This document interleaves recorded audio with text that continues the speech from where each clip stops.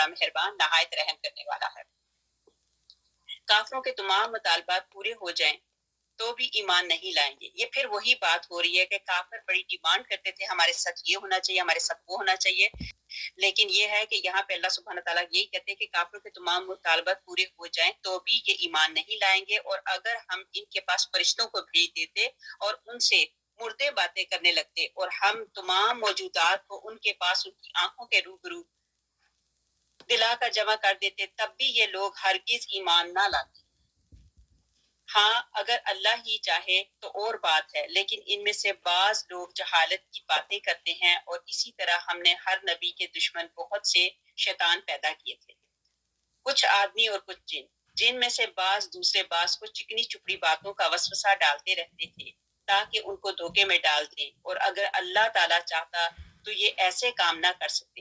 سو ان لوگوں کو جو کچھ یہ افترا پردازی کر رہے ہیں اس کو آپ رہنے دیجئے، اور تاکہ اس کی طرف ان لوگوں کے قلوب مائل ہو جائیں جو آخرت پر یقین نہیں رکھتے، اور تاکہ اس کو پسند کر لیں، اور تاکہ مرتکب ہو جائیں ان امور کے جن کے وہ مرتکب ہوتے تھے۔ یہاں پہ یہ بات بتائی جا رہی ہے کہ یہ ان کا کیا ہے کہ یہاں پہ ہے کہ ابو جہل کی کیا مجال تھی کہ ام سمیہ پر ظلم کرتا۔ یہ اللہ تعالیٰ کی حکمتیں تھی، اللہ سبحانہ تعالیٰ نے یہ بی بی سمیہ جو ہے ان کے درجات بلند کرنے تھے۔ تو آپ کو پتہ ہے یہ بی بی سمیہ کون تھی؟ یہ انہوں نے مطلب یہ شہید ہوئی، ان کی شرمگاہ میں انہوں نے برچھے مار دیے، ان کو اس طرح کر کے شہید کیا، استغفر اللہ استغفر اللہ۔ لیکن اللہ تعالیٰ کی طرف سے اجازت تھی تو یہ کام ہوا، ورنہ ان کی کیا طاقت تھی، ان کی کیا اوقات تھی یہ کرتے۔ اسی طرح مطلب اس بندی کی آزمائش تھی تو اللہ سبحانہ تعالیٰ نے ان کی آزمائش کی۔ خبیث اور طیب چیزیں گڈمٹ ہوتے ہوئے پھر بھی یہ الگ الگ ہوتی ہیں، الگ الگ۔ اللہ سبحانہ تعالیٰ جس کو جیسے چاہے ویسے کر دیتا ہے۔ وہ کہتے ہیں نا شیطان دیے باد مخالف سے نہ گھبرائے گا، یہ تو چلتی ہے تجھے اونچا اڑانے کے لیے۔ تو پیغمبروں کے لیے چیلنج کی زندگیاں تھی، اسی طرح ان کے رتبے بھی بلند ہوئے۔ اور آپ میں سے بھی کسی کو پریشانی پہنچتی ہے تو اس وقت یہ ذہن میں رکھ لینا چاہیے کہ جتنی بڑی آزمائشیں اتنے بڑے رتبے ملتے ہیں، ٹھیک ہے، اتنے بڑے درجے ملتے ہیں۔ تو یہ جو دنیا کی آزمائشیں ہیں ان سے گھبرانا نہیں چاہیے۔ کفار حق پہچانے کے باوجود ایمان نہیں لاتے تھے، یہ بار بار ان کی ڈیمانڈیں تھی۔ تو اللہ سبحانہ تعالیٰ یہاں پہ قرآن پاک میں یہ بات بتا دی کہ فرشتوں کو ان کے سامنے بھی بھیج دیتے، مردے آ کے ان سے باتیں کرتے، لیکن انہوں نے ایسا ہی کرنا تھا جو یہ کچھ کر رہے ہیں۔ پھر اس کے بعد یہ بھی اس آیت میں بتایا، اگلی آیت میں، اور اسی طرح ہم نے ہر نبی کے دشمن بہت سے شیطان پیدا کیے تھے، کچھ آدمی اور کچھ جن۔ اس آیت کو غور سے کیجئے، غور سے پڑھ لیجئے، غور سے دیکھ لیجئے، جو میں پڑھ رہی ہوں آیت نمبر 112 112 آیت کو پھر دوبارہ غور سے دیکھیں۔ اور اسی طرح ہم نے ہر نبی کے دشمن بہت سے شیطان پیدا کیے تھے، کچھ آدمی اور کچھ جن۔ اب یہاں پہ بہت سارے شیطان پیدا کیے، اور ساتھ ہی اللہ سبحانہ تعالیٰ نے اگلی بات میں کہہ دیا کچھ آدمی اور کچھ جن۔ مطلب یہ ہے کہ جو انسان ہیں ان میں سے بھی اللہ تعالیٰ کے حکم سے کچھ شیطان ہوتے ہیں جو چکنی چپڑی باتیں کرتے ہیں اور دلوں میں وسوسے ڈالتے ہیں۔ یہاں پہ ابو ذر رضی اللہ تعالیٰ عنہ ایک روز نماز پڑھنے لگے تو آپ صلی اللہ علیہ وسلم نے فرمایا کہ اے ابو ذر، شیاطین انس اور جن سے اعوذ باللہ پڑھ لے۔ تو آپ ابو ذر رضی اللہ تعالیٰ عنہ نے کہا کیا انسانوں میں بھی شیطان ہوتے ہیں؟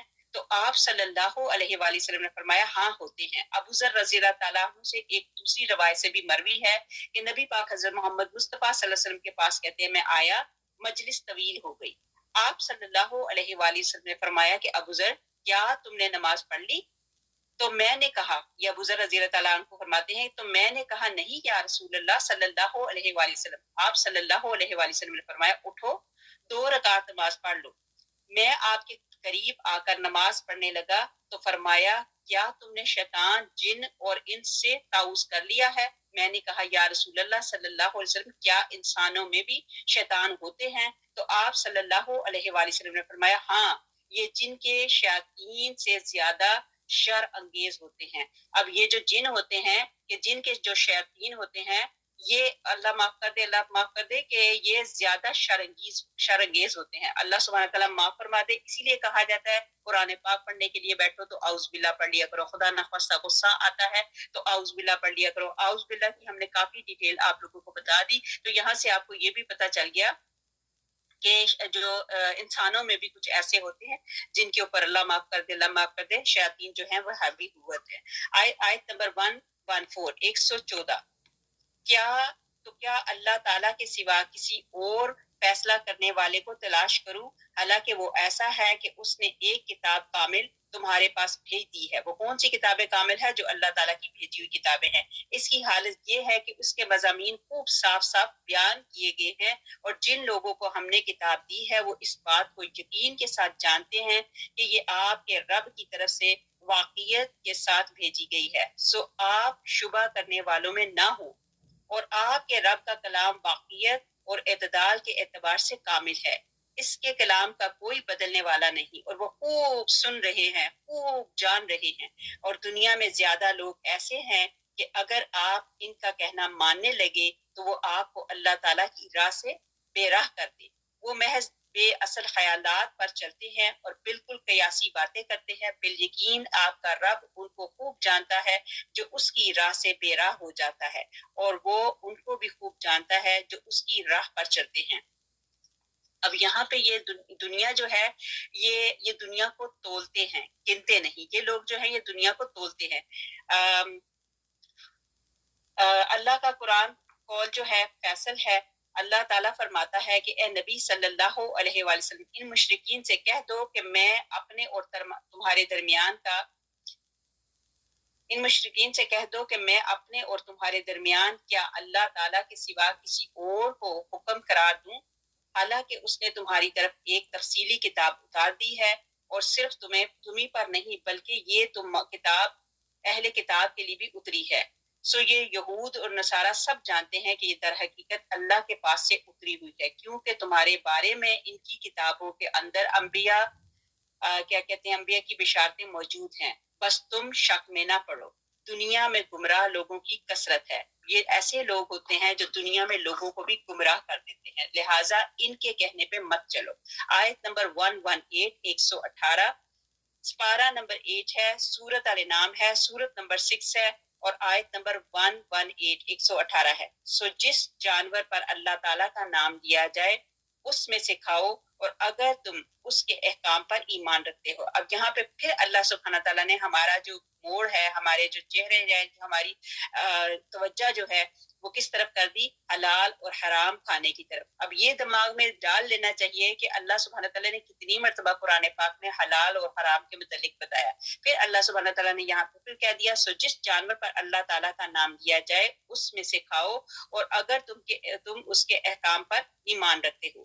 اور تم کو کون امر اس کا باعث ہو سکتا ہے کہ تم ایسے جانور میں سے نہ کھاؤ جس پر اللہ تعالیٰ کا نام لیا گیا ہو، حالانکہ اللہ تعالیٰ نے ان سب جانوروں کی تفصیل بتا دی ہے کہ جن کو تم پر حرام کیا ہے، مگر وہ بھی جب تم کو سخت ضرورت پڑ جائے تو حلال ہے۔ اب یہاں پہ یہ بتا دیا گیا کہ اللہ سبحانہ تعالیٰ نے ہمیں بتا دیا کون سے جانور حلال ہے اور کون سے حرام ہے، لیکن پھر اللہ سبحانہ تعالیٰ اتنے رحمان ہے، اتنے رحیم ہے کہ اللہ سبحانہ تعالیٰ نے کہہ دیا کہ اگر تمہارے اوپر تم پر جان کے لالے پڑ جائیں، ایسا لگے کہ تم مر جاؤ گے اور تمہارے پاس کچھ کھانے کو نہیں سوائے یہ حرام چیز جو سامنے رکھی ہے، جو تمہارے لیے میں نے حرام قرار دی، لیکن جو ہی ایسا لگے کہ تم مرنے والے ہو اور تمہارے پاس کوئی اور چوائس نہیں ہے، تو یہ حرام بھی تمہارے اوپر حلال ہو جائے گا۔ امید ہے آپ کو سمجھ آئے گی، آ گئی ہوگی، لیکن الحمدللہ میں اور آپ ان حالات میں، ان وقتوں میں گزر رہے ہیں، ہمارے ساتھ ایسا مسئلہ نہیں ہے۔ اللہ سبحانہ تعالیٰ نے ہر جگہ ہمارے لیے حلال چیزیں رکھی ہوئی ہیں، ایسا نہیں ہوتا۔ یہ صرف اور صرف اس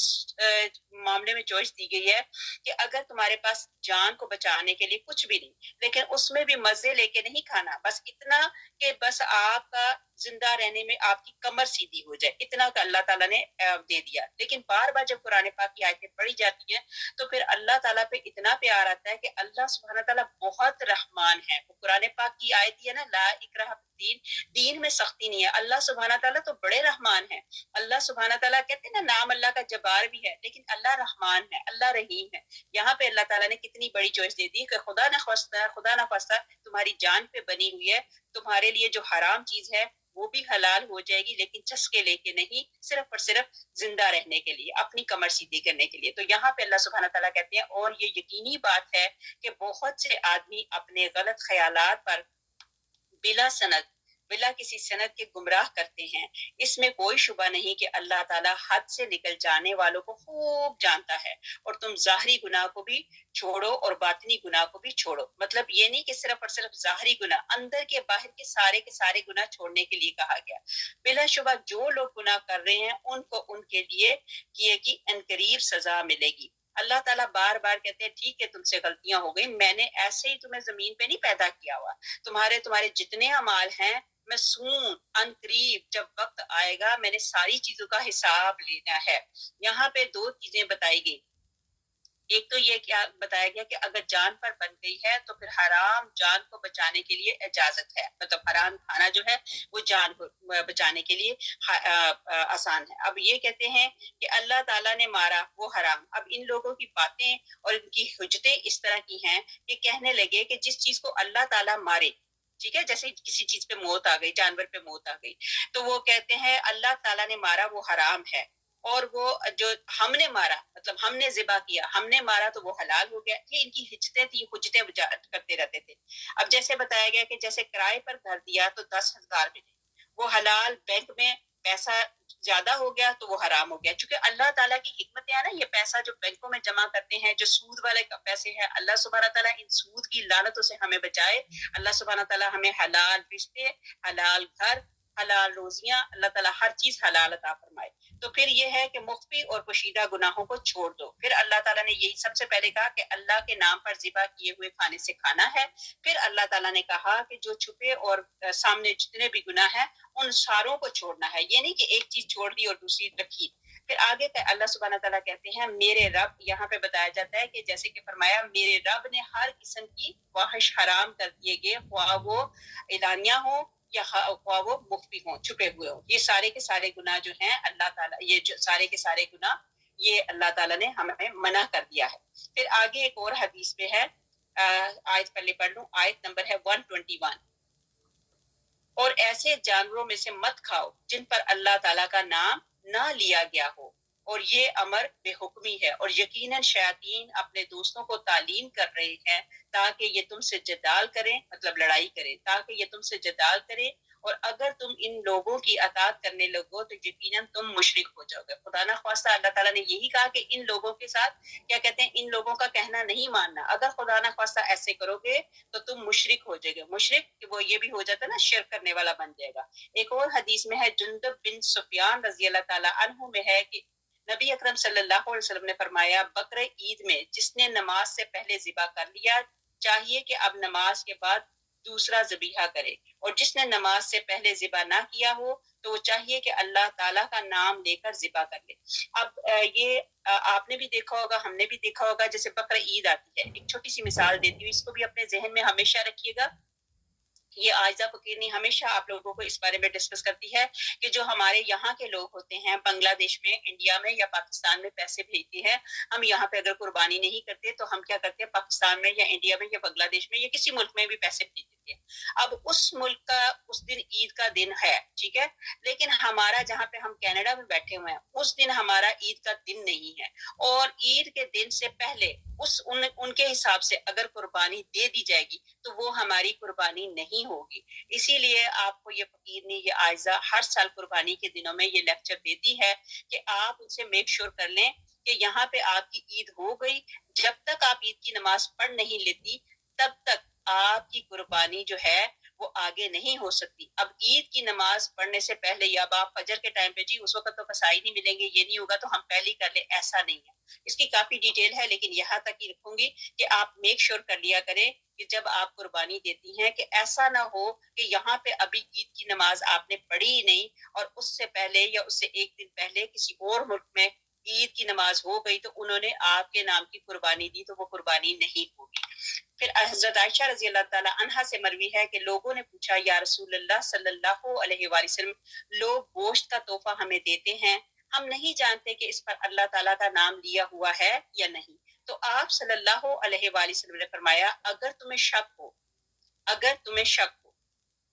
تو تم خود اللہ تعالیٰ کا نام لے لو اور کھا لو۔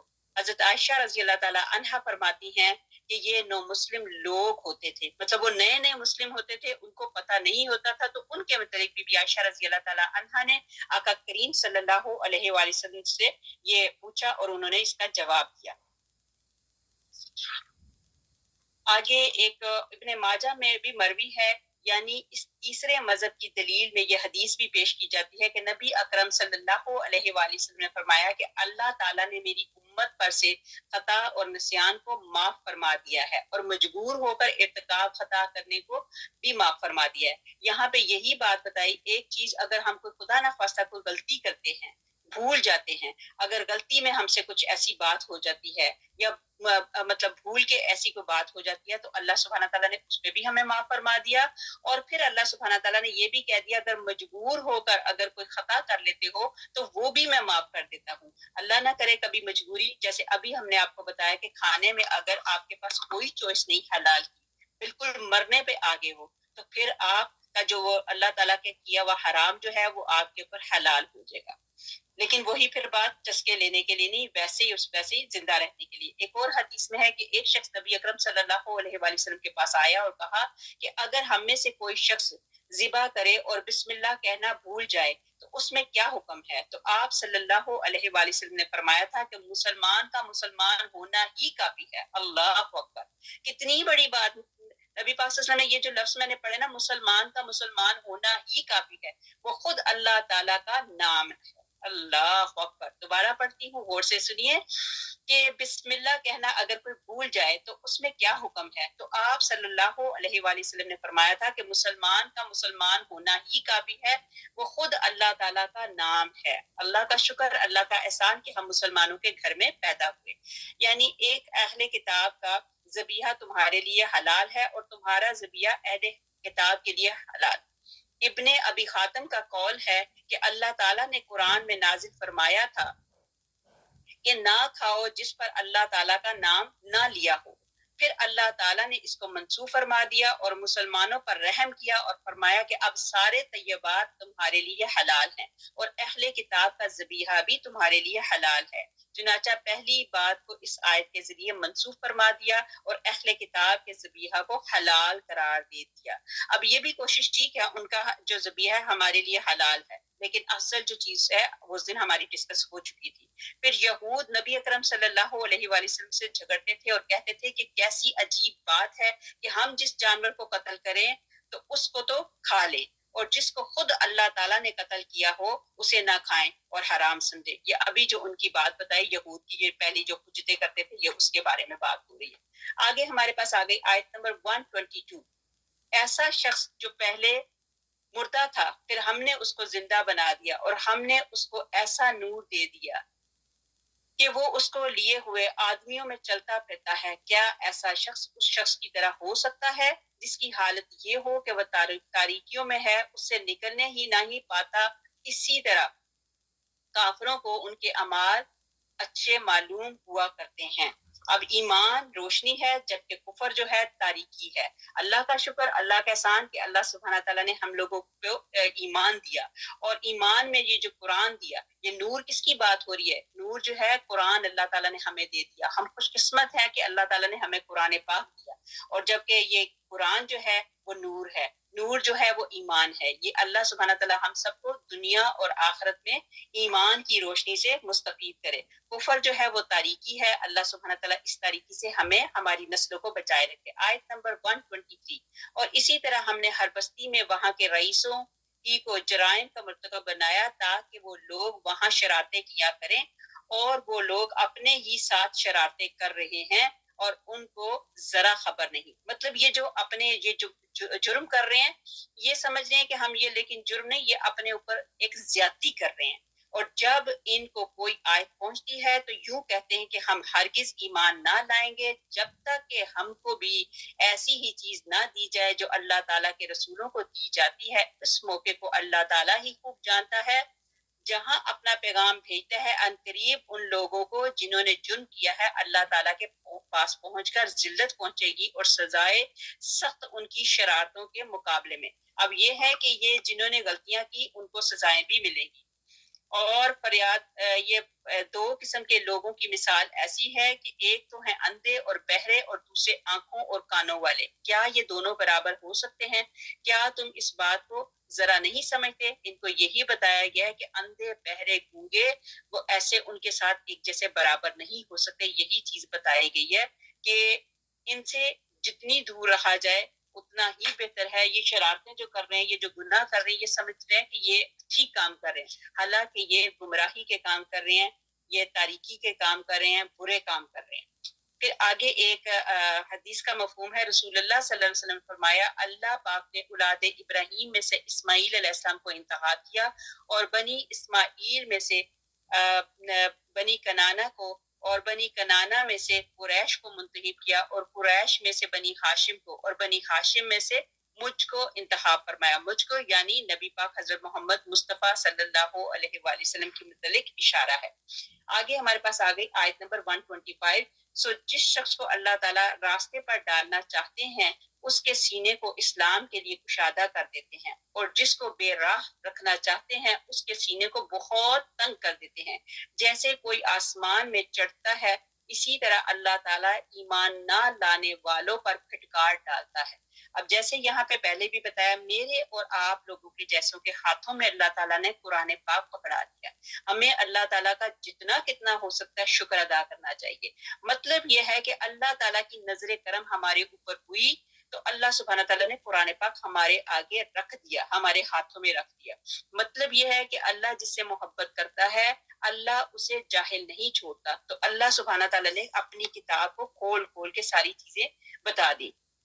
اب ہمارے اوپر کیا ہوتا ہے کہ ذرا سا امتحان آ گیا تو پاؤں من من کے بھاری ہو جاتے ہیں، اور دل ایسے دھڑکتا ہے کہ جیسے نکل کر باہر ہی نکل جائے گا۔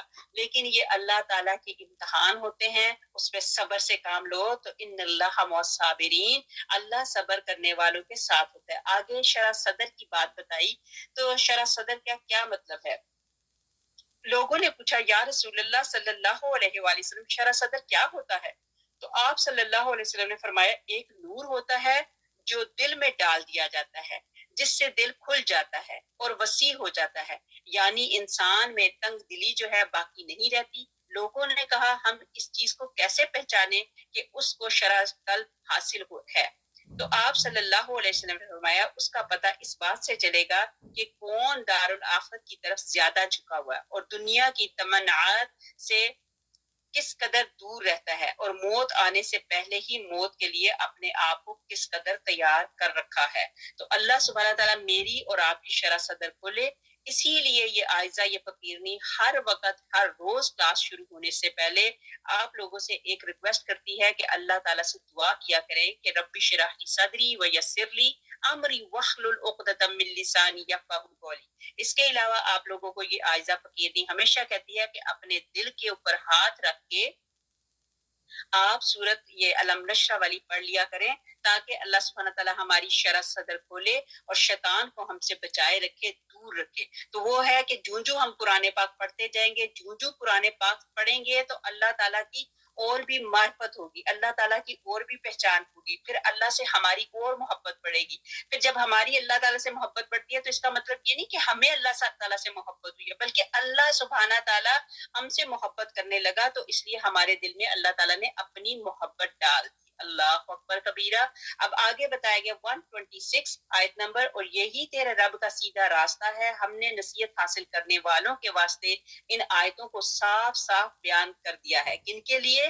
نصیحت حاصل کرنے والوں کے واسطے۔ تو اللہ سبحانہ تعالیٰ ہم نصیحت حاصل کرنے والے ہیں، ہم چاہتے ہیں اللہ سبحانہ تعالیٰ ہمیں نصیحت ملے، لیکن اللہ سبحانہ تعالیٰ بار بار کتنی مرتبہ اللہ نے کہا کہ میں نے تمہارے سامنے کھول کھول کے آیتیں رکھ دی۔ اب ہماری سمجھ کی بات ہے اللہ سبحانہ تعالیٰ ہماری شرح صدر کھولے تاکہ ہمیں سمجھ آئے۔ ان لوگوں کے واسطے ان کے رب کے پاس سلامتی کا گھر ہے، اور اللہ تعالیٰ ان سے محبت رکھتا ہے ان کے اعمال کی وجہ سے۔ اور جس روز اللہ تعالیٰ تمام خلائق کو جمع کریں گے، اے جماعت جنات کی تم نے انسانوں میں بڑا حصہ لیا، جو انسان ان کے ساتھ تعلق رکھنے والے تھے وہ کہیں گے کہ اے ہمارے پروردگار، ہم میں ایک نے دوسرے سے فائدہ حاصل کیا تھا اور ہم اپنی اس معین میعاد تک آ پہنچے جو آپ نے ہمارے لیے معین فرمائی۔ اللہ تعالیٰ فرمائیں گے کہ تم سب کا ٹھکانہ دوزخ ہے۔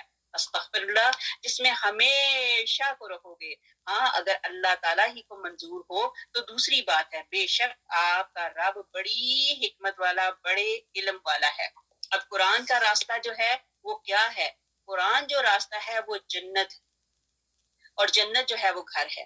اب مطلب یہ بات ہے، جنت پہ جانے کے لیے، اب جیسے ہماری ڈیسٹینیشن جو ہے وہ جنت ہے، تو جنت میں جانے کے لیے جیسے اب یہاں سے ہم گھر سے نکلیں گے تو گھر سے جانے کے لیے راستے، گھر سے جانے کے لیے کسی جگہ پہ جا رہے ہیں، جیسے کسی مال میں جا رہے ہیں یا کسی اپنے بہن بھائی کو وزٹ کرنے کے لیے جا رہے ہیں، تو راستے میں ہمیں ایک کار کی ضرورت ہوگی، ایک سواری کی ضرورت ہوگی، جس کے ذریعے ایک ڈائریکشن کی ضرورت ہوگی، جس کے ذریعے ہم اپنی منزل پہ جائیں. تو یہاں پہ یہ جو قرآن ہے، یہ قرآن راستہ ہے، اور جنت جو ہے وہ گھر ہے. اللہ سبحانہ تعالیٰ اس راستے پہ چل کے ہمیں جنت میں پہنچنے کی توفیق عطا فرمائے. جنت کو اللہ سبحانہ تعالیٰ ہمارے لیے گھر بنا دے. قرآن صراط مستقیم، اور جنت جو ہے سلامتی کا گھر ہے.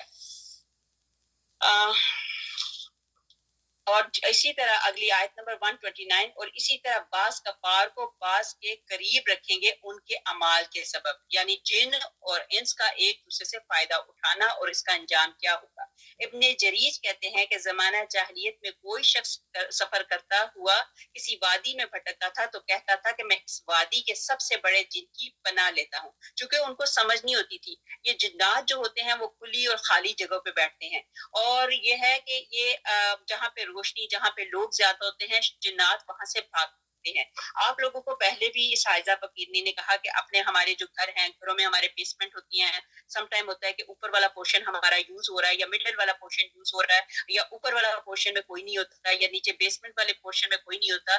تو آپ کو پہلے بھی اس حائزہ فقیرنی نے کہا ہے کہ چھوٹی سی لائٹ لگا کے رکھ دیا کریں، اپنے پورے گھر میں آتے جاتے رہا کریں گے. تھوڑی تھوڑی جگہوں پہ اپنے گھر میں جا کے جا نمازیں بچھا کے تو نمازیں پڑھا کریں، اپنے گھروں کو ویران نہ کریں. جنات وہاں پہ ہوتے ہیں جہاں پہ روشنی وغیرہ نہیں ہوتی، جہاں پہ ویرانی ہوتی ہے، لوگ بندے جو ہے وہ چلتے پھرتے نہیں. تو یہاں پہ یہی بات کیا کرتے تھے پہلے لوگ، جب سفر کرنے کے لیے جاتے تھے تو وہ سمجھتے تھے کہ جنات جو ہیں یہ ہمیں نقصان، جنات جو خبیث جنات ہوتے ہیں وہ نقصان پہنچاتے ہیں. تو وہ کیا کرتے تھے، اللہ معاف کرے، وہ ان کے لیے ان سے وہاں پہ جا کے تو دعائیں مانگتے تھے کہ ہمیں کچھ کرنا نہ. یہ جنات کو جتنا بڑھاوا دو، یہ اتنے زیادہ، خبیث جنات کی بات کری، یہ اتنا زیادہ اور بھی ان کو طاقت ملتی ہے، یہ اور بھی طاقتور ہوتے ہیں. لیکن وہی بات ہے، ان اللہ علی کل شیء قدیر، تمام طاقتوں کا مالک جو ہے وہ صرف اللہ وحدہ لا شریک ہے. پھر ظالموں کا اور مومنوں کا دوست ہے. یہاں پہ یہ بتایا جاتا ہے جو اللہ تعالیٰ کے ذکر سے غافل ہو جائے تو ہم ایک شیطان کو اس پر مسلط کر دیتے ہیں، اور وہ ہمیشہ اس کے ساتھ رہتا ہے. یہی آپ کو پہلے بھی بات بتائی اس فقیرنی آئزہ نے کہ ہمیشہ کوشش کیا کریں کہ جو بچیاں ہیں ہماری، بچیوں کو سمجھ نہیں ہوتی پاکی کی اور پلیتی کی، ان کو یہ چیزیں بھی سمجھائیں، اور ان کو کہا کریں کہ اپنے آپ کو پاک رکھا کریں. تو یہ جنات وغیرہ یہ ایسی چیزیں جو ہوتی ہیں زیادہ گندگی پہ ہوتی ہیں. اور پھر ایسے آپ کو بتایا کہ ہماری اپنی ہی کلاس میں، جیسے آپ کو بتایا کہ پچھلے سال جو ایک لڑکی تھی وہ اپنے آپ کو بلیڈ کے ساتھ اتنا زیادہ زخمی کر دیتی تھی کہ اس کو سمجھ ہی نہیں آتی تھی، اس کو اس وقت سمجھ نہیں آتی تھی کہ میں کیا کر رہی ہوں. لیکن اللہ کے اذن سے، اللہ کے کرم سے اس لڑکی کے اوپر اللہ تعالیٰ نے کرم فرمایا، اس کے پورے خاندان پہ اللہ نے کرم فرمایا کہ وہ اس کی یہ جو چیز تھی وہ چھوٹ گئی. وہ کس کی وجہ سے؟ اللہ کے کلام کی وجہ سے. اللہ کے کلام کی وجہ سے. دوسرا اس نے اپنے آپ کو پاک رکھنا شروع کیا، وضو میں رہنا شروع کر دیا. تو میری بہنوں، خدا نہ خواستہ کسی بچی کے ساتھ یا کسی کے ساتھ کوئی ایسا مسئلہ چل رہا ہے تو سب سے پہلے شرط یہ رکھیں کہ اس بچے کو یا اس عورت کو کہیں کہ اپنے آپ کو پاک رکھا کرے. ٹھیک ہے؟ تو پاک رہنے سے بڑا اللہ سبحانہ تعالیٰ وہ مسئلہ حل کر دیتا ہے. اور خاص طور پہ اپنے بچوں کو سمجھائیں کہ کیا کرنا ہے. یہ جو روحانی پرابلمز جو ساری چیزیں ہوتی ہیں اسی وجہ سے، جب وہ ذکر اذکار کریں گے تو وہ یہ چیزیں جو ہیں ان سے بھاگیں گی. اور آپ لوگوں کو پہلے بھی بتایا، اب بھی بتاتی ہوں، ذکر اذکار میں کلمہ بھی ہے، لا الہ الا اللہ محمد رسول اللہ. اسی میں درود پاک بھی ہے. جون سا بھی درود پاک آپ کو سمجھ آتی ہے وہ آپ درود پاک کا ورد کریں، اور پہلے کلمے کا، تیسرے کلمے کا، درود پاک کا، استغفار کا، یہ چیزیں بہت پیاری چیزیں ہیں، اس کا ورد کیا کریں. نبی پاک حضرت محمد مصطفیٰ صلی اللہ علیہ وآلہ وسلم نے دعا کی، پھر دعا کی، پھر دعا کی. نبی پاک حضرت محمد مصطفیٰ صلی اللہ علیہ وسلم نے دعا کی، پھر دعا کی، پھر دعا کی. ایک مرتبہ نبی پاک حضرت محمد مصطفیٰ صلی اللہ علیہ وآلہ وسلم نے اتنا پڑھا استغفار اتنی کی کہ 100 مرتبہ کی. اب نبی پاک حضرت محمد مصطفیٰ صلی اللہ علیہ وسلم کی یہ رب اغفر لی بھی پڑھ سکتے ہیں, اللہم اغفر لی بھی پڑھ سکتے ہیں, رب اغفر لی واتوب الیہ انک انت التواب الرحیم. بار بار یہ پڑھی تو اللہ سبحانہ تعالیٰ نے ان کی سن لی. تو یہ بھی ایک بہت پیارا وظیفہ, بڑی پیاری استغفار ہے, اس کو بھی اپنے اوراد میں شامل کر لیں انشاءاللہ تعالیٰ. اللہ سبحانہ تعالیٰ یہ دعا میرے نبی پاک حضرت محمد مصطفیٰ صلی اللہ علیہ وسلم کی ہوئی ہے, یہ دعا میرے اور آپ کے حق میں اللہ سبحانہ تعالیٰ قبول فرما لے, آمین ثم آمین. آیت نمبر 130. اے جماعت جنات اور انسانوں کی, کیا تمہارے پاس تم ہی میں سے پیغمبر نہیں آئے تھے جو تم سے میرے احکام بیان کیا کرتے تھے اور تم کو اس آج کے دن کی خبر دیا کرتے تھے؟ وہ سب عرض کریں گے کہ اپنے اوپر اقرار کرتے ہیں اور ان کو دنیاوی زندگانی نے بھول میں ڈال رکھا ہے, اور یہ لوگ اقرار کریں گے کہ وہ کافر تھے. استغفر اللہ. جنوں میں نبی نہیں بلکہ ڈرانے والے ضرور آئے ہیں, یہ اس بات پہ بتایا جا رہا ہے. یہ رسول جنوں کے لیے بھی تھے قیامت کے بارے میں, یہ انہوں نے بتایا کہ تجھے خبردار کرتے تھے. پھر وہ خود کیا گواہی دیں گے کہ ہم نے خود اپنی جانوں پر ظلم کیا. مختلف موقعوں پر مختلف لوگوں کے جواب ہیں. کچھ کہیں گے کہ ہم نے شرک نہیں کیا, اللہ ان کے منہ پر مہر لگا دے گا. یہ اپنے منہ سے ایسی باتیں نکالیں گے تو ایسے لوگوں کے منہ کے اوپر اللہ سبحانہ تعالیٰ مہر لگا دیں گے. آیت نمبر 131. یہ اس وجہ سے ہے کہ آپ صلی اللہ علیہ وآلہ وسلم کا رب کسی بستی والوں کو کفر کے سبب ایسی حالت میں ہلاک نہیں کرتا کہ اس بستی کے رہنے والے بے خبر ہوں. مطلب یہ ہے کہ جہاں جہاں اللہ سبحانہ تعالیٰ کی یہ لوگ آئے تو لوگوں کو ایسے ہی اللہ تعالیٰ نے نہیں پکڑ کر لیا, بلکہ اللہ سبحانہ تعالیٰ نے ہر قوم کے اندر پیغمبر بھی بھیجے اور کتابیں بھی بھیجی. ایسے ہی اللہ تعالیٰ نے ایک دم سے عذاب نہیں ڈالے. تو یہ ہے کہ وہ اس بستی کے رہنے والے بے خبر ہوں. ہر ایک کے لیے درجے ملیں گے ان کے اعمال کے سبب, اور آپ کا رب ان کے اعمال سے بے خبر نہیں. مطلب یہ ہے کہ اللہ سبحانہ تعالیٰ ہر چیز کا جانتے ہیں, اللہ سبحانہ تعالیٰ کو ہر چیز کا علم ہے. نیک بھی سب ایک جیسے نہیں اور بدکار بھی ایک جیسے نہیں ہیں. کسی کو عذاب دے کر اور اس کا فائدہ نہیں, اور اللہ تعالیٰ کا کیا فائدہ؟ اگر کسی کو عذاب ملے گا تو اس میں اللہ تعالیٰ کا تو کوئی فائدہ, کوئی بینیفٹ نہیں ہے نا. اور کسی کو نقصان دے کر اللہ تعالیٰ کو کوئی فائدہ نہیں, کسی کو عذاب دے کے اللہ تعالیٰ کو کوئی فائدہ نہیں. وہی جو اعمال ہم یہاں پہ کریں گے, اللہ سبحانہ تعالیٰ نے ہمارے لیے فرشتے بھی مقرر رکھے ہوئے ہیں, وہ ہمارے سارے حساب جو ہیں ہمارے کیے کرائے کو وہ سب کچھ دیکھتے ہیں. اب یہ ہے کہ اس بات سے رسالت میں یہاں پہ بتایا جنوں سے متعلق خبر دیتے ہوئے ارشاد ہوتا ہے کہ جنوں کی ایک جماعت کو ہم نے تمہاری طرف پھیر دیا کہ وہ قرآن سننے لگتے ہیں. اور یہاں پہ یہ بات مینشن کر دی گئی ہے کہ خالی جن جو ہوتے ہیں خبیث ہی نہیں ہوتے, نیک جن بھی ہوتے ہیں, جن کے متعلق آپ کو بتایا گیا تھا کہ انہوں نے قرآن پاک بھی سنا. اب جب حاضر مجلس رہتے ہیں تو کہتے ہیں کہ خاموش ہو جاؤ, سننے دو. اور جب قرآن ختم ہو جاتا ہے تو اپنی قوم کی طرف جا کر اللہ تعالیٰ سے انہیں ڈراتے ہیں اور کہتے ہیں کہ اے قوم, ہم نے ایک کتاب سنی جو موسیٰ علیہ السلام کے بعد اتری ہے, جو توریت کی تصدیق کرتی ہے اور حق باتوں اور طریق مستقیم کی طرف ہدایت کرتی ہے. اے لوگو, اللہ تعالیٰ کی طرف بلانے والے کو لبیک کہو, ان پر ایمان لاؤ, اللہ تعالیٰ تمہارے گناہوں کو بخش دے گا اور عذاب علیم سے تمہیں نجات عطا کرے گا. اور اگر کسی نے دائی اللہ تعالیٰ کو لبیک نہیں کہا, وہ کافر رہ گیا, تو اللہ تعالیٰ کو کچھ عاجز نہیں کر سکتا. اللہ تعالیٰ کے سوا اس کا کوئی ولی نہیں ہو سکتا. ایسے لوگ بڑی گمراہی میں ہوں گے. یہ جنات کی ایک جو گروپ تھا, انہوں نے آ کے آقا کریم صلی اللہ علیہ وسلم کے ذریعے قرآن پاک سنا, اور اس گروہ نے جا کے اپنے لوگوں کو بتایا کہ ہم نے ایسا کلام سنا ہے, تو لہٰذا اپنے آپ کو سیدھا کر لو. یہ بات وہ ہو رہی ہے کہ جنات میں سے نبی نہیں آئے, انسانوں میں سے اللہ تعالیٰ نے نبی, انبیاء, پیغمبر وغیرہ بھیجے, اور ساتھ ہی اللہ تعالیٰ نے کتابیں بھیجی. اور ایسے ہی نہیں اللہ تعالیٰ نے کسی کے اوپر کوئی سزا دینی, اللہ سبحانہ تعالیٰ سبھی کو یہ کتاب دے گا, انبیاء بھیجے, اس کے بعد جنہوں نے عمل نہیں کیا ان کے لیے سزا, اور جنہوں نے اچھے عمل کیے ان کے لیے جنت. آیت نمبر 133. اور آپ کا رب بالکل غنی ہے, رحمت والا ہے, اگر وہ چاہے تو تم سب کو اٹھا لے اور تمہارے بعد جس کو چاہے تمہاری جگہ آباد کر دے, جیسا تم کو ایک دوسری قوم کی نسل سے پیدا کیا ہے. جس چیز کا تم سے وعدہ کیا جاتا ہے وہ بے شک آنے والی چیز ہے. وہ کون سی چیز ہے؟ قیامت کے متعلق اشارہ ہے کہ جس چیز کا تم سے وعدہ کیا جاتا ہے وہ بے شک آنے والی چیز ہے اور تم عاجز نہیں کر سکتے۔ آپ فرما دیجئے کہ اے میری قوم، تم اپنی حالت پر عمل کرتے رہو، میں بھی عمل کر رہا ہوں، سو اب جلد ہی تم کو معلوم ہوا جاتا ہے کہ اس عالم کا انجام کار کس کے لیے نافع ہوگا۔ یہ یقینی بات ہے کہ حق تلفی کرنے والوں کو کبھی فلاح نہ ہوگی۔ یہ جلدی مچا رہے تھے، یہ کہتے تھے کہ بار بار یہ جو ہمیں دھمکیاں آ رہی ہیں، بار بار کہتے ہیں قیامت آئے گی، قیامت آئے گی، قیامت آئے گی، تو لے آؤ جو قیامت آ رہی ہے۔ تو یہی بات بتایا جا رہا ہے کہ یہ اپنے جو کام کرتے ہیں کرنے دو، میں بھی اپنا عمل کر رہا ہوں۔ یہ جلدی مچا رہے ہیں، لیکن جب وہ انجام آ جائے گا تو کسی کی کوئی حق تلفی نہیں ہوگی۔ استغفر اللہ۔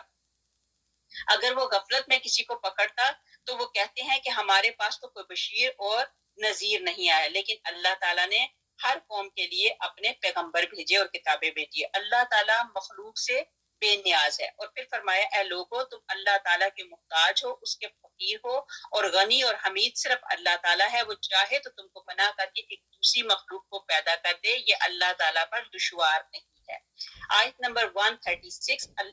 اور اللہ تعالیٰ نے جو کھیتی اور مویشی پیدا کیے ہیں ان لوگوں نے ان میں سے کچھ حصہ اللہ تعالیٰ کا مقرر کیا، اور بزم خود کہتے ہیں کہ یہ تو اللہ تعالیٰ کا ہے اور یہ ہمارے معبودوں کا۔ اب انہوں نے کیا کیا کہ جب ان کے پاس کچھ آتا تھا تو اس میں سے کہتے تھے کہ یہ ہمارا کچھ حصہ ہے جو ہمارے معبود، جو انہوں نے اپنے استغفر اللہ معبود بنا رکھے ہیں، اور کچھ اللہ تعالیٰ کا حصہ ہے۔ پھر جو چیز ان کے معبودوں کی ہوتی تھی تو وہ اللہ تعالیٰ کی طرف نہیں پہنچتی، اور جو چیز اللہ تعالیٰ کی ہوتی ہے ان کے معبودوں کی طرف پہنچ جاتی ہے۔ انہوں نے کیا بری تجویز نکال رکھی ہے۔ اب یہاں پہ مشرک اللہ کے ساتھ غیر اللہ کا حصہ بھی نکالتے تھے، دیوی دیوتاؤں کا، اپنے دیویوں کا حصہ، اپنے دیوتاؤں کا حصہ نکالتے تھے، اور کہتے تھے کہ یہ تو ہمارے مطلب جو ہمارے معبود ہیں، یہ وہ کہتے تھے کہ بڑے گاڈ کے ساتھ چھوٹے چھوٹے ہمارے گاڈ ہیں جو اللہ کے نام اس کو دیں گے، تو کچھ اپنی دیوی دیوتاؤں کو دیں گے، کچھ اللہ کے نام سے، کچھ شریکوں کے نذرانے بھی دیتے تھے، تو اللہ کے حصے نکال دیتے تھے، مگر بتوں کا حصہ کسی کو نہیں دیتے تھے۔ اللہ کے حصے میں سے اگر کسی کو دینا ہوتا تھا تو اللہ کا جو حصہ نکالا تھا اس میں سے دے دیتے تھے، لیکن اپنے بتوں کا حصہ جو تھا وہ کسی کو نہیں دیتے تھے۔ تو یہ جو بت ہیں نہ کسی کو نفع پہنچا سکتے ہیں اور نہ ہی فائدہ پہنچا سکتے ہیں۔ آیت نمبر 137۔ اور اسی طرح بہت سے مشرکین کے خیال میں ان کے معبودوں نے اپنی اولاد کے قتل کرنے کو اچھا بنا رکھا ہے تاکہ وہ ان کو برباد کریں اور تاکہ ان کے طریقے کو مضبوط کر دیں، اور اگر اللہ تعالیٰ کو منظور ہوتا تو یہ ایسا کام نہ کرتے۔ تو آپ ان کو اور جو کچھ یہ غلط باتیں بنا رہے ہیں یوں ہی رہنے دیجیے۔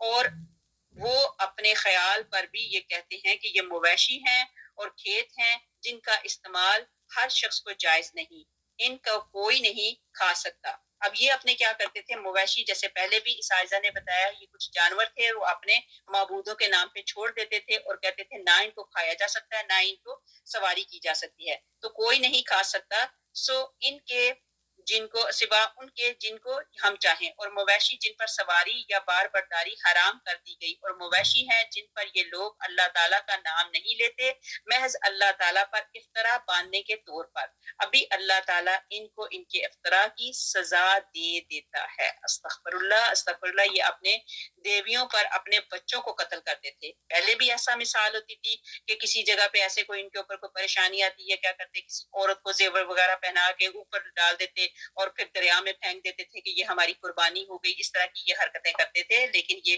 پھر اسی طرح یہ بھی کرتے تھے، مفلسی کے ڈر سے اپنی اولاد کو قتل کر دیتے تھے، یہ بھی چیز غلط کی گئی۔ پھر جب کہا جاتا کہ تمہاری لڑکی پیدا ہوئی ہے تو ان کا چہرہ ناراضی سے سیاہ پڑ جاتا، منہ بند کر رہ جاتا، اور اس شرم کے مارے لوگوں سے یہ چھپتے پھرتے تھے۔ یہ چیزیں ان میں خاص قسم کی پہلے پائی جاتی۔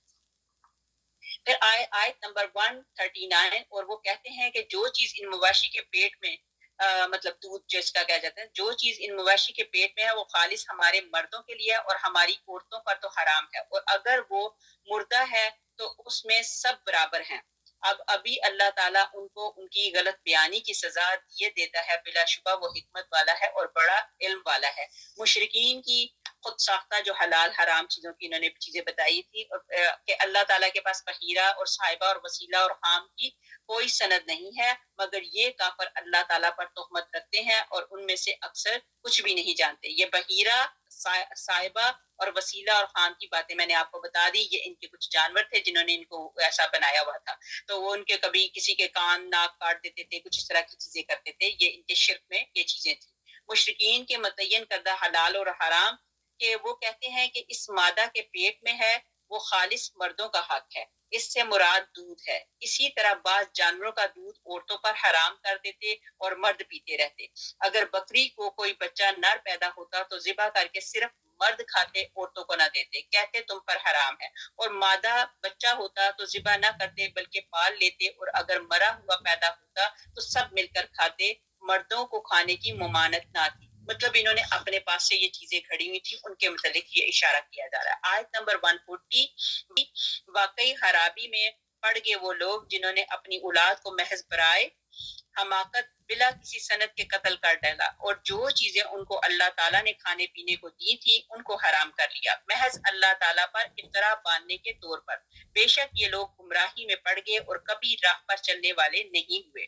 اور وہی ہے جس نے باغات پیدا کیے، وہی ہے جو گند پر ان کو چڑھاتے ہیں۔ آپ نے دیکھا نا کہ یہ انسان کا فضلہ وغیرہ جو ہوتا ہے تو وہ باغوں میں ڈالا تو اسی کے اوپر سے انہوں نے کیا کیا، مطلب پھل وغیرہ لگے، اور وہ بھی گند پر نہیں چڑھائے جاتے۔ وہ کھجور کے درخت اور کھیتی جن میں کھانے کی چیزیں مختلف طور کی ہوتی ہیں، اور زیتون اور انار جو باہم ایک دوسرے کے مشابہ بھی ہوتے ہیں اور ایک دوسرے کے مشابہ نہیں بھی ہوتے، ان سب کی پیداوار کھاؤ جب وہ نکل آئے، اور اس میں جو حق واجب ہے اور اس کے کاٹنے کے دن دیا کرو، اور حد سے مت گزرو، یقیناً وہ حد سے گزرنے والوں کو ناپسند کرتا ہے۔ اور مواشی میں اونچے قد کے اور چھوٹے قد کے جو کچھ اللہ تعالیٰ نے تم کو دیا ہے کھاؤ، اور شیطان کے قدم بقدم مت چلو، بلا شبہ وہ تمہارا سری دشمن ہے۔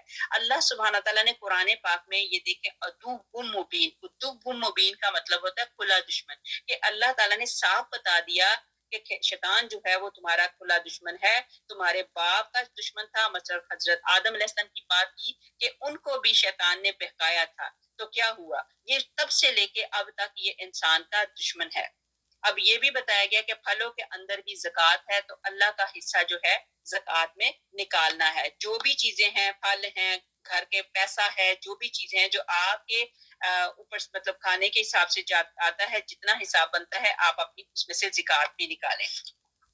مشرکین عرب کی جہالت کے متعلق بھی بتایا جا رہا ہے۔ پھر اس کے بعد بتایا جا رہا ہے کہ اللہ تعالیٰ نے ان لوگوں کی مذمت کی ہے جو کھیت کاٹ تو لیتے ہیں لیکن غریبوں کو اس میں سے صدقہ نہیں کرتے، جیسا کہ ایک باغ والوں کا واقعہ تھا کہ انہوں نے عہد و پیمان کیا ہوا تھا، صبح کھیت کاٹنے کے لیے جاتے ہیں لیکن انہوں نے انشاءاللہ نہیں کہا ہوا تھا، تو کیا ہوا، ان کا کھیت جو ہے وہ سارے کا سارا برباد ہو گیا، سارے پھل فروٹ جل گئے۔ انہوں نے سمجھا شاید ہم راستہ بھٹک گئے ہیں یا بھول گئے ہیں، لیکن پھر بعد میں ان کو یاد آیا کہ ہم نے انشاءاللہ نہیں بولا تھا۔ اصل میں وہ صبح صبح چھپ چھپ کے لوگوں سے گئے کہ ایسا نہ ہو جیسے ہم پھل فروٹ وہاں سے اٹھانے کے لیے جائیں گے تو غریب غربا دیکھیں گے تو وہ ہمارے پاس آئیں گے اور ہم سے مانگیں گے، تو لہٰذا ہم کیا کہتے ہیں کہ صبح ہونے سے پہلے ہی چلے جاتے ہیں اپنے باغوں میں۔ لیکن وہ انہوں نے گھر سے نکلے لیکن انہوں نے کیا کیا، انشاءاللہ نہیں بولا تھا۔ یہاں پہ یہ بات بتائی جا رہی ہے کہ جب بھی کوئی کام کرنے کا ارادہ کرو تو انشاءاللہ ضرور کہہ دیا کرو۔ یہ ہمیں اپنے بچوں کو بھی سکھانا ہے کہ انشاءاللہ ضرور کہہ دیا کرو۔ اچھا، کھاؤ پیو مگر زیادتی نہ کرو۔ ثابت بن قیس نے کہا کہ آج جو بھی میرے پاس آئے گا میں اس کو دوں گا یہاں تک کہ اس کے اپنے لیے کچھ نہ بچا۔ مطلب یہ بتایا گیا کہ اپنی میانہ روی رکھو کہ اتنا بھی نہیں کہ سارا کا سارا کیا ہے صدقہ خیرات رکھ دو اور اپنے لیے کچھ نہ بچاؤ، لیکن یہ بھی نہیں ہے کہ سارا اپنے لیے رکھ لو اور کسی غریب کے لیے نہ بچاؤ۔ بتایا گیا اس میں کہ میانہ روی رکھو۔ آیت نمبر 143، 8 نر مادہ یعنی بھیڑ میں 2 قسم اور بکری میں 2 قسم۔ آپ کہیے کہ کیا اللہ تعالیٰ نے ان دونوں نروں کو حرام کہا ہے یا دونوں مادہ کو، اس کو جس کو دونوں مادہ پیٹ میں لیے ہوئے ہوں؟ تم مجھ کو کسی دلیل سے یہ بتلاؤ اگر سچے ہو۔ یہ آیت نمبر 143 کا ترجمہ پڑھا ہے، پھر اس کے آگے بتا رہے ہیں اور اونٹ میں 2 قسم اور گائے میں 2 قسم۔ آپ کہیں کہ کیا اللہ تعالیٰ نے ان دونوں نروں کو حرام کہا ہے یا دونوں مادہ کو، یا اس کو جس کا دونوں مادہ پیٹ میں لیے ہوئے ہوں؟ کیا تم حاضر تھے جس وقت اللہ تعالیٰ نے تم کو اس کا حکم دیا؟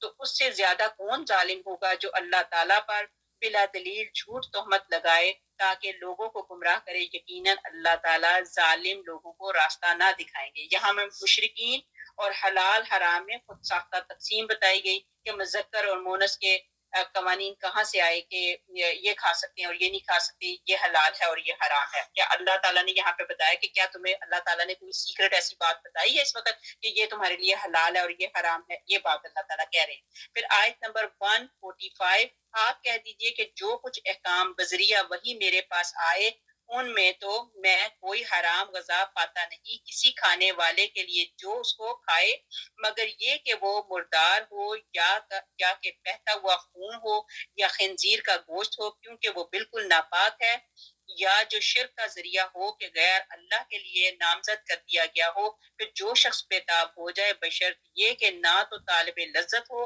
نہ تجاوز کرنے والا ہو، تو واقعی آپ کا رب غفور اور رحیم ہے۔ بات وہاں پہ پھر وہی آ گئی کہ اللہ سبحانہ تعالیٰ نے جو چیزیں تمہارے لیے حرام کی گئی ہیں تو وہ حرام سمجھو، جو حلال کی گئی ہیں وہ حلال کرو۔ کسی چیز کو حلال یا حرام کرنا اللہ کا کام ہے، یہ بندے کا کام نہیں ہے۔ لیکن پھر بھی اگر کوئی ایسے جیسے ایک مرا ہوا جانور حرام ہے مگر اونچائی سے گر گیا، ابھی جان ہے تو ذبح کر کے حلال ہے۔ مطلب کوئی جانور ایسا ہے ویسے مرا ہوگا تو وہ حرام ہے، لیکن اونچائی سے گر کے پھر وہ ابھی مرنے کے پاس ہے لیکن اس سے پہلے ذبح کر لو تو وہ تمہارے لیے حلال ہے، اس کو حلال کر کے کھا سکتے ہو۔ آیت نمبر 146، اور یہود پر ہم نے تمام ناخن والے جانور حرام کر دیے تھے۔ اب یہودیوں کی بات ہو رہی ہے، جن جانوروں کے پنجے ہوتے تھے ان کی بات ہو رہی ہے کہ یہود پر ہم نے تمام ناخن والے جانور حرام کر دیے تھے، اور گائے اور بکری میں سے ان دونوں کی چربیاں ان پر ہم نے حرام کر دی تھی، مگر جو ان کی پشت پر یا انتڑیوں میں لگی ہوئی ہو، جو ہڈی سے ملی ہوئی ہو، ان کی شرارت کے سبب ہم نے ان کو یہ سزا دی، اور ہم یقیناً سچے ہیں۔ یہ کر والے جانور جیسے گھوڑا وغیرہ کی بات بتا رہی ہے، جس کا کھانا حرام ہے اس کا بیچنا بھی حرام بتایا گیا۔ حرام چیز کی خرید و فروخت بھی حرام ہے۔ آگے ہمارے پاس آ گئی آیت نمبر 147، پھر اگر یہ آپ کو کاذب کہیں تو آپ فرما دیجئے کہ تمہارا رب بڑی وسیع رحمت والا ہے اور اس کا عذاب مجرم لوگوں سے نہ ٹلے گا۔ یہ مشرکین یوں کہنے کو ہیں کہ اگر اللہ تعالیٰ کو منظور ہوتا تو نہ ہم شرک کرتے اور نہ ہمارے باپ دادا اور نہ ہم کسی چیز کو حرام کہہ سکتے۔ اسی طرح جو لوگ ان سے پہلے ہو چکے ہیں انہوں نے بھی تکذیب کی تھی، یہاں تک کہ انہوں نے ہمارے عذاب کا مزہ چکھا۔ آپ فرما دیجئے کہ کیا تمہارے پاس کوئی دلیل ہے تو آپ اس کو ہمارے روبرو ظاہر کرو۔ یہاں پہ بھی یہی بات کی جا رہی ہے کہ کوئی دلیل ہے تو پیش کرو جس کو آپ اپنی طرف سے حرام اور حلال کر رہے ہو۔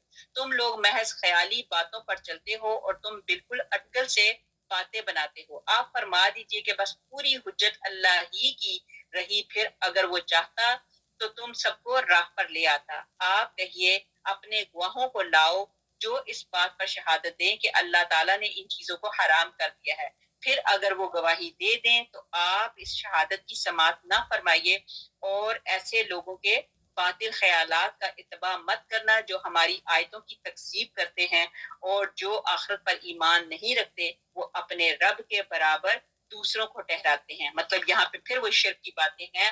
اللہ کی رحمت، امید اور عذاب الہی سے ڈرنے کا حکم بتایا جا رہا ہے، اور لوگوں کو گناہوں پر ان کو بخشنے والا بھی اور ہے۔ اللہ تعالیٰ جو ہیں وہ لوگوں کو گناہوں پر اور ان کو بخشنے والا بھی ہے، اور شدید العقاب بھی ہے۔ مطلب اللہ سبحانہ تعالیٰ بخشش کرنے والا بھی ہے اور شدید العقاب بھی ہے، کہ عذاب دینے والا بھی ہے۔ مشرکین کا مطلب یہ بلا دلیل جو باتیں ہیں یہ اس کے متعلق بات کی جا رہی ہے۔ آیت نمبر 151، آپ فرما دیجئے کہ آؤ میں تم کو وہ چیزیں پڑھ کر سناؤں جن کو تمہارے رب نے تم پر حرام فرما دیا ہے۔ وہ یہ کہ اللہ تعالیٰ کے ساتھ کسی چیز کو شریک مت ٹھہراؤ، ماں باپ کے ساتھ احسان کیا کرو، اور اپنی اولاد کو افلاس کے سبب مطلب غربت کے سبب قتل مت کیا کرو۔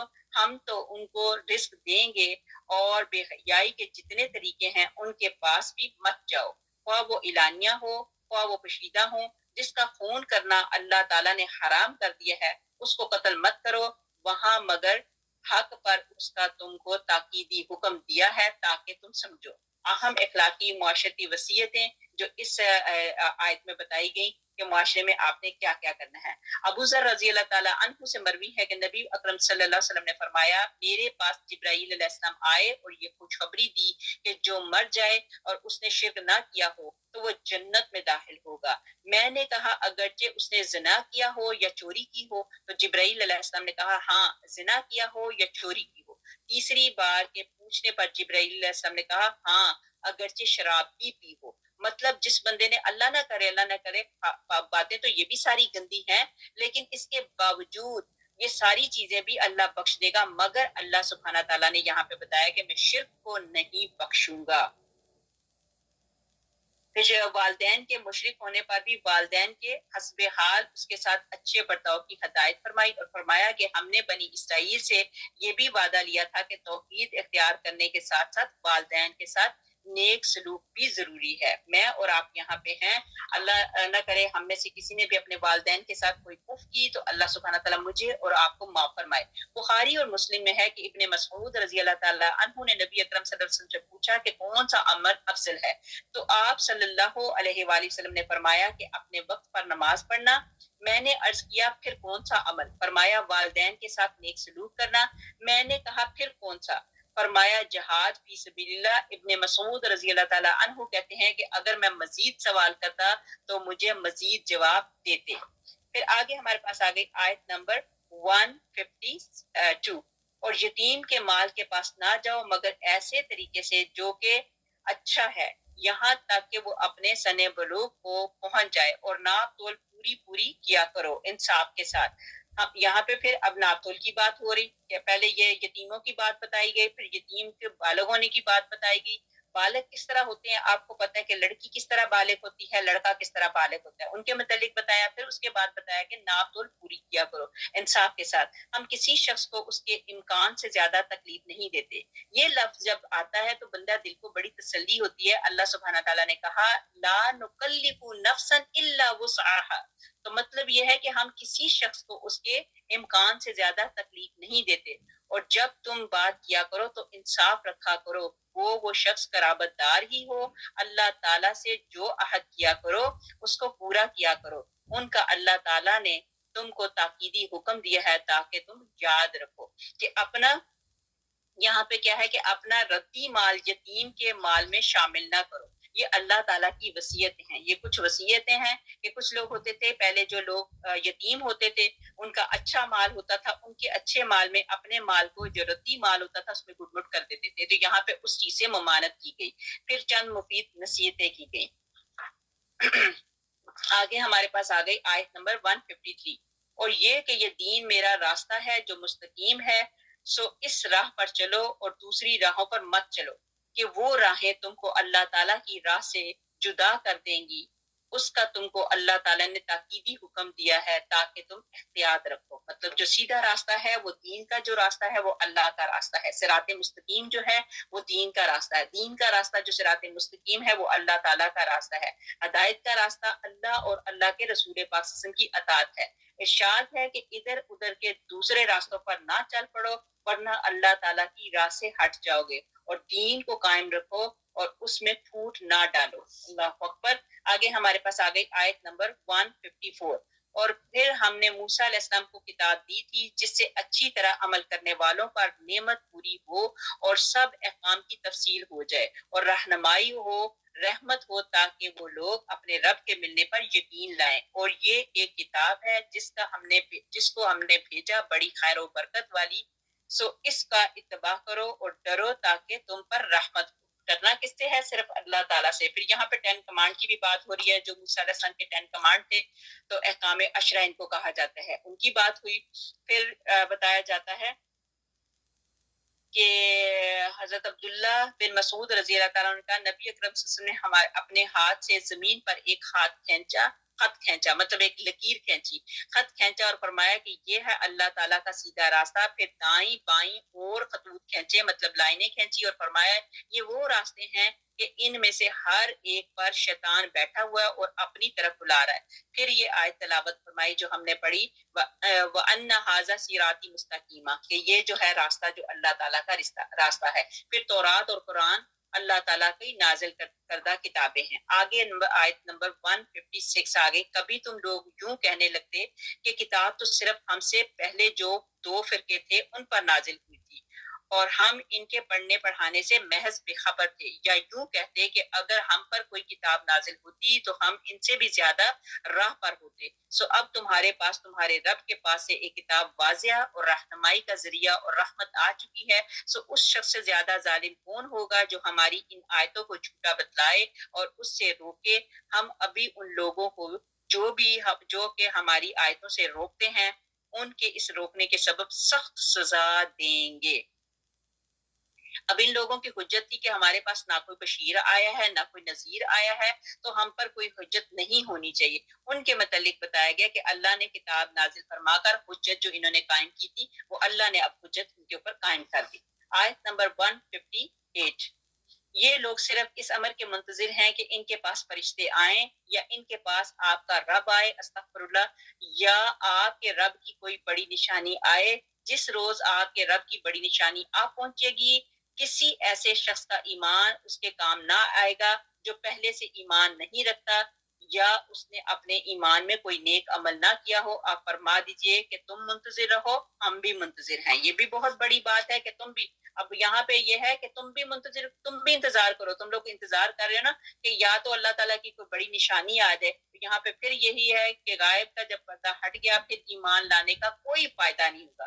پھر بڑے سا بڑے ایماندار بننے کا دعویٰ کرے گا کہ جی اب میں ایماندار ہوتا ہوں، تو اس وقت اس کے ایمان کی کوئی ضرورت نہیں. ہاں اس وقت اگر خدا نہ خواستہ کسی نے جو غلطی کی ہے ابھی توبہ کر کے اللہ سبحانہ تعالیٰ کی طرف اپنے آپ کو رجوع کرے. بخاری میں ہے کہ ابو ہریرہ رضی اللہ تعالیٰ عنہ سے روایت ہے کہ نبی اکرم صلی اللہ علیہ وسلم نے فرمایا قیامت قائم نہ ہوگی جب تک کہ سورج مغرب سے طلوع نہ کرے، اور جب یہ صورتحال لوگ دیکھ لیں گے تو سارے اہل زمین کو یقین ہو جائے گا اور ایمان لائیں گے، اور اگر پہلے ایمان نہیں لا چکے تھے تو اب ایمان نفع بخش نہیں ثابت ہو سکتا. مطلب اب نو پوائنٹ آف ریٹرن ہے، تو اب ان کے ایمان کی کیا ضرورت ہے. ایک اور حدیث میں ہے کہ نبی پاک حضرت محمد مصطفیٰ صلی اللہ علیہ وسلم کمرے سے نکل کے آئے تو کہہ رہے ہیں کہ یہ ہم قیامت سے متعلق باتیں کرنے بیٹھے ہوئے تھے. صحابہ کرام نبی اکرم صلی اللہ علیہ وسلم فرمانے لگے اس کی نشانی جب تک ظاہر نہ ہو جائے گی قیامت نہ ہوگی. سورج کا مغرب سے طلوع کرنا، ایک زبردست دھواں اٹھنا، دابت الارض کا نکلنا. دابت الارض کا مطلب ہوتا ہے ایک جانور زمین سے نکلے گا. دابت الارض کا نکلنا، یاجوج ماجوج کا نکل آنا، عیسیٰ بن مریم علیہ السلام کا نزول ہونا، دجال کا نکلنا، 3 زلزلے اور زمین کا دھنس جانا، اور ایک مشرق میں ایک مغرب میں ایک جزیرہ عرب میں بیچ عدن سے ایک آگ کا نمودار ہونا کہ جس کی وجہ سے لوگ بھاگے دوڑے پھر رہے ہوں گے اور رات کو کہیں سونا چاہتے ہیں تو وہاں بھی موجود، دن کو کہیں لیٹنا چاہتے تو وہاں بھی موجود. مطلب یہ ہے کہ آگ جو ہوگی وہ جہاں کہیں بھاگے دوڑیں گے آگ ان کے ساتھ ساتھ ہوگی، یہاں تک کہ وہ جہاں سونا چاہیں گے، یہاں پہ بیٹھنا چاہیں گے یا کہیں لیٹنا چاہیں گے وہاں پہ وہ آگ حاضر ہوگی. یہ حدیث کے حساب سے قیامت کی نشانیاں بتائی گئی. آگے ہمارے پاس آگے آیت نمبر 159. بے شک جن لوگوں نے اپنے دین کو جدا جدا کر دیا اور گروہ گروہ بن گئے، آپ کا ان سے کوئی تعلق نہیں، بس ان کا معاملہ اللہ تعالیٰ کے حوالے ہے، پھر ان کو ان کا کیا ہوا جتلا دیں گے. فرقہ پرست لوگوں سے آپ کا کوئی تعلق نہیں، یہ ان کی بات بتائی جا رہی ہے. یہ آیت یہود اور نصارہ کے بارے میں اتری ہے. یہود اور نصارہ قبل بس محمدی صلی اللہ علیہ وسلم آپس میں اختلاف کرتے تھے کہ اپنا اپنا دین الگ الگ قرار دیتے تھے. آگے ہمارے پاس آگے آیت نمبر 160. جو شخص نیک کام کرے گا اس کے 10 حصے ملیں گے، اور جو شخص برا کام کرے گا اس کو اس کے برابر ہی سزا ملے گی، اور ان لوگوں پر ظلم نہ ہوگا. یہ اللہ تعالیٰ کے قرآن پاک کی آیت نمبر 160 میں آپ لوگوں کو پتہ چل گیا کہ اللہ سبحانہ تعالیٰ مطلب جیسے ایک نیک کام کرنے کا اجر 10 گنا زیادہ اور ایک برے کام کا صرف ایک، مطلب جو کیا ہے تو اس کا صرف ایک. یہ اللہ تعالیٰ کی ایک بہت بڑی مہربانی ہے ہم لوگوں پر. نیکی کا ثواب کئی گنا ملے گا جبکہ بدی ایک ہی لکھی جاتی ہے. اب حضرت ابو ذر غفاری رضی اللہ تعالیٰ عنہ ہر مہینے 3 روزے رکھنے کا ثواب وہ یہ بتاتے تھے کہ 1 سال روزے رکھنے کے برابر ہے. تو الحمدللہ آپ اور میں ہیں جو ایام بیت کے روزے آتے ہیں مہینے میں 3 روزے بن جاتے ہیں. اگر ہم مہینے میں 3 روزے رکھتے ہیں تو اللہ سبحانہ تعالیٰ ہمیں 1 سال کے روزے رکھنے کا ثواب عطا فرمائے گا. ابو ذر رضی اللہ عنہ سے مروی ہے کہ حضرت محمد صلی اللہ علیہ وسلم نے فرمایا جو ہر مہینے 3 دن روزہ رکھے تو اس نے گویا سال بھر کے روزے رکھ لیے. اب یہ 3 دن کیسے کریں گے؟ یا تو چاند کی 13 14 15 کا کر لیں اور یا پھر منڈے اور تھرسڈے کا جو روزہ رکھتے ہیں تو نور علی نور جو منڈے اور تھرسڈے کا بھی رکھتے ہیں اور ویسے بھی رکھتے ہیں چاند کی 13 14 کو. آگے ہمارے پاس آ گئی آیت نمبر 161. آپ کہہ دیجئے کہ مجھ کو میرے رب نے ایک سیدھا راستہ بتلا دیا تھا کہ وہ ایک دین ہے مستحکم جو طریقہ ہے حضرت ابراہیم علیہ السلام کا جس میں ذرا کچی نہیں اور وہ شرک کرنے والوں میں سے نہ تھے. آپ فرما دیجئے کہ بالیقین میری نماز اور میری ساری عبادات اور میرا جینا اور میرا مرنا یہ سب خالص اللہ تعالیٰ ہی کے لیے ہے جو مالک ہے سارے جہان کا، اس کا کوئی شریک نہیں، اور مجھ کو اسی کا حکم ہوا ہے کہ میں سب ماننے والوں سے پہلا ہوں. یہ بڑی خوبصورت دعا ہے. یہ آیت نمبر 162 کی جو آیت ہے یہ پڑھا کریں. آپ جب نماز پڑھ لیا کریں تو نماز کے بعد یہ پڑھا کریں ان صلاتی و نسکی و محیای و مماتی للہ رب العالمین. تو اللہ سبحانہ تعالیٰ ہمیں یہ کہنے کے قابل کر دے. یہ نماز کے بعد دعا پڑھا کریں. یہ بات جو ہو رہی ہے خطاب جو ہے یہ نبی پاک حضرت محمد مصطفیٰ صلی اللہ علیہ وآلہ وسلم سے ہو رہا ہے. آیت نمبر 164. آپ فرما دیجئے کہ کیا میں اللہ تعالیٰ کے سوا کسی اور کو رب بنانے کے لیے تلاش کروں حالانکہ وہ مالک ہے ہر چیز کا. جو شخص بھی کوئی عمل کرتا ہے وہ اسی پر رہتا ہے اور کوئی دوسرے کا بوجھ نہ اٹھائے گا. پھر تم سب کو اپنے رب کے پاس جانا ہوگا پھر وہ تم کو جتلا دیں گے جس جس چیز میں تم اختلاف کرتے ہو. مطلب کل نفس ذائقۃ الموت اور انا للہ و انا الیہ راجعون. ہم سب نے اللہ ہی کی طرف جانا ہے اور اللہ کے پاس جانا ہے اور ہر بندے نے اپنے اپنے گناہوں کا بوجھ اپنے اپنے گناہوں کی گٹھری اٹھائی ہونی ہے. اب میری بہنوں خدا نہ خواستہ اگر گناہوں کی گٹھری بھاری ہو گئی، آپ کو ویسے بھی پتہ ہے پل صراط کتنا مشکل ہے. کیا ہے؟ باریک سے بال سے زیادہ باریک، تلوار سے زیادہ شارپ، اور دائیں اور بائیں جانب پہ آنکڑے لگے ہوئے ہیں. ادھر گرے تو تب بھی، ادھر گرے تو تب بھی، نیچے دوزخ.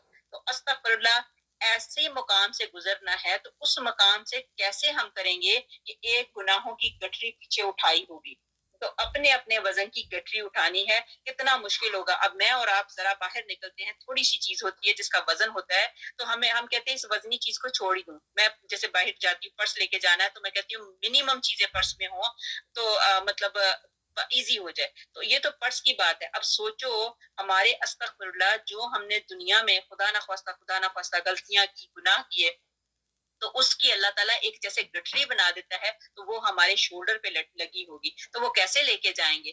تو اس سے پہلے کہ ہمارا وہاں پہ اللہ تعالیٰ کی طرف بلاوا ہو تو موت برحق ہے، لیکن اللہ سبحانہ تعالیٰ پہلے راضی ہو جائے تاکہ یہ ہماری جو گناہوں کی گٹھری ہے یہیں پہ اللہ حل کی کر دے. آگے ہمارے پاس آ گئی آیت نمبر 165. اور وہ ایسا ہے جس نے تم کو زمین میں صاحب اختیار بنایا اور ایک کا دوسرے پر رتبہ بڑھایا تاکہ تم کو آزمائے ان چیزوں میں جو تم کو دی ہیں. بالیقین آپ کا رب جلد سزا دینے والا ہے اور بالیقین وہ واقعی بڑی مغفرت کرنے والا، بڑی مہربانی کرنے والا ہے. یہاں پہ بھی دیکھیں وہی آیتیں جو میں آپ کو ہمیشہ کہتی ہوں کہ یہاں ساتھ ہی اللہ سبحانہ تعالیٰ سزا دینے کی بات کے ساتھ ساتھ اللہ سبحانہ تعالیٰ پھر آگے کہتے ہیں وہ بالیقین وہ واقعی بڑی مغفرت کرنے والا. ٹھیک ہے تم سے غلطیاں ہو گئی جن کی بڑی سزا ملے گی، لیکن اگر تم توبہ کر لیتا ہے، معافی مانگ لیتا ہے تو کیا ہے کہ اللہ سبحانہ تعالیٰ مغفرت کرنے والے اور بڑی مہربانی کرنے والے ہیں. اللہ سبحانہ تعالیٰ ہم سب کی مغفرت کرے اور ہم سب کے ساتھ مہربانی والا معاملہ فرمائے. یہ اللہ تعالیٰ کی پک اینڈ چوز ہے. کسی کو حکمت، کسی کو حسن، کسی کو علم دے، اور یہ اللہ تعالیٰ یہ ساری چیزیں دے کے نا تو آزماتے ہیں کہ کسی کو حکمت دے دی، کسی کو حسن دے دیا، کسی کو علم دے دیا، کسی کو دولت دے دی. تو یہ ساری چیزیں جو ہیں آزمائش کے لیے ہیں. یہ اللہ تعالیٰ کی پک اینڈ چوز ہے. جس کو اللہ سبحانہ تعالیٰ جو چاہے اللہ سبحانہ تعالیٰ دے سکتے ہیں. پھر درجات کی تقسیم ایک آزمائش ہے کہ کسی کو اللہ سبحانہ تعالیٰ نے کسی آزمائش میں ڈالا. رسول پاک صلی اللہ علیہ وسلم فرمایا اگر مومن یہ جان لے کہ اللہ تعالیٰ کا عذاب کتنا سخت ہوتا ہے تو وہ کوئی جنت کی طمع تک نہ کرے گا، کہے گا کہ دوزخ سے چھٹکارا پا جاؤں تو بس ہے. اور اگر کافر کو یہ معلوم ہو جائے کہ اللہ تعالیٰ کی رحمت کیسی زبردست ہے تو وہ بھی جنت سے مایوس نہ ہو، حالانکہ اس کو جنت کا استحقاق ہی نہیں. تو اللہ تعالیٰ نے رحمت کے 100 حصے رکھے ہیں، اس میں سے ایک حصہ اپنی ساری مخلوقات کے درمیان تقسیم کر دیا اور 80 کے حصے رسدی کے سبب دنیا میں لوگ اور جانور اور دوسرے پر ایک دوسرے پر رحم کرتے ہیں اور ہمدردی کرتے ہیں، اور باقی 99 حصے رحم کے اللہ تعالیٰ نے اپنے لیے رکھ چھوڑے ہیں۔ اللہ اکبر کبیرہ۔ الحمدللہ رب العالمین، الحمدللہ رب العالمین۔ ہمارا سپارہ نمبر 8 جو ہے وہ ہاف ہو گیا، اور الحمدللہ سورۃ الانعام ہماری کمپلیٹ ہو گئی۔ کل اگر اللہ نے زندگی کی مہلت دی تو اللہ سبحانہ تعالیٰ کے حکم سے ہم سورۃ الاعراف پڑھیں گے۔ اعراف جس کا مطلب ہوتا ہے مرغی کی کلگی کو بھی اعراف کہا جاتا ہے۔ تو کل اللہ نے زندگی کی مہلت دی تو ہم نے کل سورۃ الاعراف سپارہ نمبر 8 شروع کرنا ہے۔ سبحان ربک رب العزت عما یصفون وسلام علی المرسلین والحمد للہ رب العالمین۔